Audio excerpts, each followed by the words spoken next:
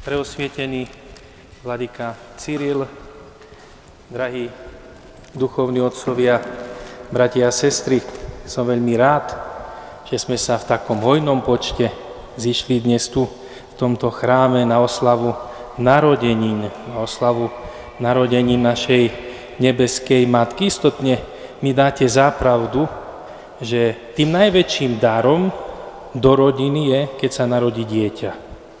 A rodina sa stáva rodinou až vtedy, keď do rodiny prichádza dieťa.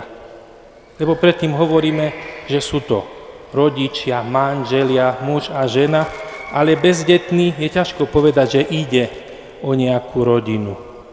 Alebo koniec koncov, a prečo nazývame, že je to rodina?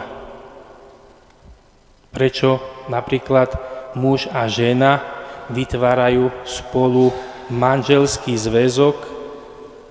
To sú možno, že také otázky, ktoré nejakým spôsobom súvisia aj s nejakými pravidlami.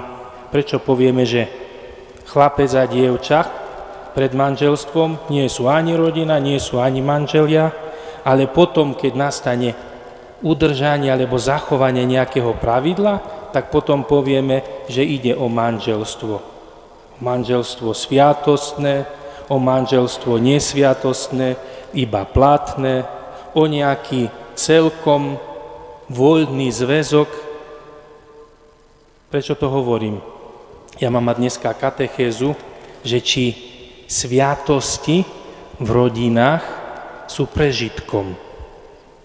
A je to veľmi pekné práve pozrieť sa hneď na ten začiatok, na tú rodinu prvotnú. Joachima a Annu, Joachima, o ktorom sme aj dnes ráno na utierni hovorili, že Boh nejakého muža neobdaroval tak, ako Joachima, keďže porodil svetostánok, najsvätejšiu, ktorá nosila vo svojom srdci a vo svojich útrobách toho najsvätejšieho. A predsa prežívali veľký žiaľ, veľký kríž, až dokiaľ nezostúpila Božia milosť a Boh požehnal Joachimovi Jane už v pokročilom veku dievčatko Máriu. Čo sú to vlastne sviatosti? Alebo prečo my, kresťania, prijímame sviatosti? Sú vôbec dôležité? Prečo máme spovedať, keď sa ľudia už vonku nespovedajú? Prečo sa máme sobášiť, keď už väčšina mladých žije len tak? Keď som bol v Taliansku na farnosti, tak mi hovorí, viete, oče, to dnešní mladí tak moderne, nie tak nastaro, ako sme boli zvyknutí my pred 30 a 40 rokmi. Prečo človek volá kňaza ku chorému až vtedy, keď už je 5 minút po smrti, lebo sa bojíme, že Bože chráň, zavolať kňaza nie? Prečo neveríme v milosť posvedzujúcu vo svätej spovedia? Častokrát prichádzame, spovedáme sa a hovoríme ten dávny ťažký hriech. Veríme v Božiu milosť, že mi Boh odpustil, alebo nie. Si pamätám, vladyka Cyril začínal svoje prednášky na Východnom inštitúte o sviatostiach otázkou, keď nám Vávle všetkým dal otázku, že čo je to sviatosť? A čakal, dokedy nedostane tú perfektnú alebo dokonalú odpoveď. A chcel počuť, sviatosť je viditeľný znak neviditeľnej milosti, účinný a trvácny. A tu je odpoveď pre nás, pre každého z nás, prečo je dôležité prijímať sviatosti. Lebo je to neviditeľný znak neviditeľnej Božej milosti. Každá jedna sviatosť, svätá spoveď, Eucharistia, je veľkou Božou milosťou. A preto je dôležité často sa spovedať. Je dôležité prijímať Krista v Eucharistii. Minulý týždeň som sa vrátil od Pátra Pia v San Giovanni Rotonde a tam Páter Pio povedal jednu krásnu vec. Skôr prežije zem bez slnka, ako kresťan bez Eucharistie a sviatosti. Skôr prežije zem bez slnka, ako kresťan bez Eucharistie a sviatosti. A prečo máme častokrát aj my pochybnosť vo svojom srdci? A neveríme, že... Lebo áno, potom sa nájdú ľudia, ktorí povedia, treba zrušiť spovedné tajomstvo. Ale to môže povedať človek, ktorý nemá vieru v srdci. Lebo veriaci človek, napojený na Krista, vie, že v tejto sviatosti je prítomný Boh a cez viditeľný znak toho kňaza udeľuje človekovi neviditeľnú milosť a to najkrajšiu vec, ktorú človek v živote potrebuje, a to je Božie odpustenie. Človek, ktorý verí, nemôže povedať, že však žijeme len tak, na čo potrebujeme sviatostné manželstvo. Však všetci tak žijú. No len keď toto manželstvo nie je iba o sexe a o pozemských potrebách, ale je o niečom hĺbšom. Je o Bohu, o jeho milosti. Prečo 50% manželstiev nevydrží? Lebo kto verí, že do toho tvojho manželstva vstupuje Boh a on robí všetko preto, aby tá tvoja životná manželská loďka sa nepotopila. Aj keď prichádzajú búrky, nešťastia, pohromy, veľké vlny, ale on je tam prítomný. Veríme, drahí bratia a sestry, naozaj v tú nekonečnú veľkú milosť, ktorú nám Boh udeľuje cez sviatosti. Keby sme toto verili, tak by sme sedeli 24 hodín tu v chráme a neprestajne prijímali živého Krista do svojho srdca. A nielen ako odmenu po spovedi. Kristus nie je odmenou, Kristus je liekom, posilou do tvojho života, do tvojho kríža, do tvojej slabosti. Lebo je to tá neviditeľná milosť, ktorá prichádza do tvojho vnútra cez kňaza. Preto nie je možné oddeliť život kresťana od života cirkvi, od Boha. Keď si kresťanom, ani jeden z nás by sme tu dnes neboli. Všetci sme pokrstení. A z toho nám vyplývajú mnohé práva, ale aj povinnosti. Aj čo sa týka sviatosti. Sú sviatosti prežitkom v dnešných našich rodinách? Tu je dôležité, myslím si, že pre každého z nás dať si sám odpoveď, kedy, prečo prichádzame, prijímame sviatosti. Kňazi nás, myslím si, že každý deň, každý týždeň, každý mesiac pozývajú, sú ochotní. A my sami, tí, ktorí pravidelne prijímame sviatosti, pociťujeme tú veľkú Božiu milosť, že na tej životnej ceste nie som sám. Lebo koniec koncov v závere iba tí prejdú, vydržia a budú silní, ktorí sú napojení na tú životnú silu, ktorá k nám prúdi cez sviatosti, cez tú neviditeľnú Božiu moc. Čo sú to sviatosti? Sú to ako keby značky na cestách. Keby sme ich naozaj v úprimnosti srdca prijímali a žili z nich, nebolo by toľko životných havárií a nešťastí. A to nešťastie nielen, ktoré spôsobujeme sami sebe, ale aj iným ľuďom. Sú to značky, sú to prejavy Božej lásky. Kristus Nového zákona nehovorí o tom, že musíš, nič nemusíš. Dnešný svet ti povie, rob všetko, čo chceš.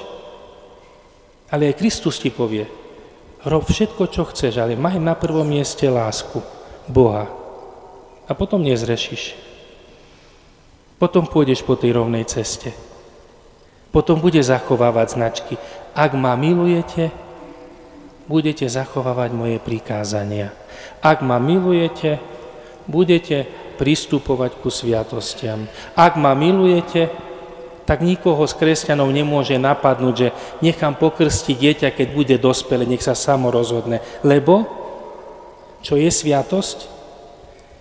Neviditeľná milosť udelená človekovi cez viditeľný znak. A táto neviditeľná milosť, aj toto nemluvňa, toto malé dieťa sprevádza od prvého dňa, kedy ho Boh prijal ako pokrsteného svojho syna, nad ktorým povedal, toto je môj milovaný syn, toto je moja milovaná dcéra.